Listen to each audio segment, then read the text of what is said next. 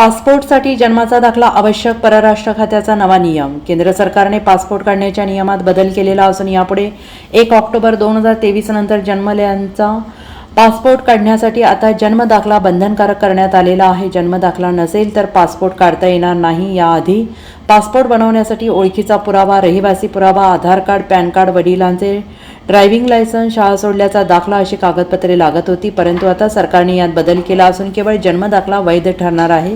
हा नवा नियम 1 ऑक्टोबर 2023 नंतर जन्मलेल्या बाळांसाठी लागू असणार आहे. जर जन्माचा दाखला उपलब्ध नसेल तर अशा मुलांना पासपोर्टसाठी अर्ज करता येणार नाही.